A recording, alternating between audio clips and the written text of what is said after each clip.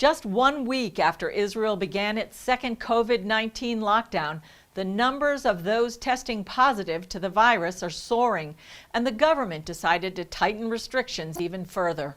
The push for a more rigid lockdown came just after word of nearly 7,000 cases and 32 deaths in a 24-hour period. This is a national emergency. We're in the midst of a prolonged war. This is a war for the economy, for health, and again, this is a war for life. Israeli Prime Minister Beniamin Netanyahu pushed through the measures despite opposition from the finance ministry and others. Only if we stand together, only if we fight together, only if we adhere to the rules together, only then will we defeat the pandemic. This is what we did in all of Israel's wars, and this is what we did in the first wave of the coronavirus. Israel has had more than 214,000 cases since the start of the pandemic, with more than 650 now in serious condition. But even Israel's coronavirus commissioner, Ronni Gamzu, was opposed to the full lockdown. You cannot put your population locked down the entire year.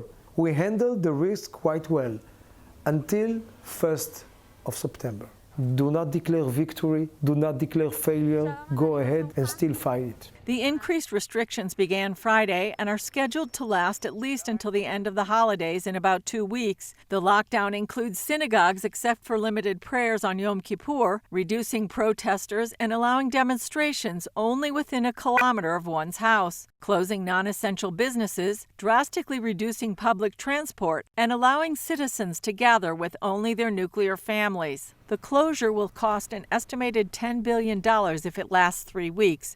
If we do not do this, there will be no alternative to a prolonged tight lockdown. Therefore, it's preferable to do it over the holiday period in which there are fewer working days. Netanyahu and alternate Prime Minister Benny Gantz agreed on the full lockdown. Netanyahu said as Israel faces a new year, he expects there to be a message of hope, but it would require everyone to show personal responsibility, including wearing masks, maintaining distance, and avoiding gatherings. Meanwhile, Haifa's Rambam Hospital is opening its underground bomb shelter facility as a coronavirus ward. This is a facility that was as an outcome of the Second Lebanon War in 2006, when we were under attack with missile attacks, and none of the hospital at the time was protected.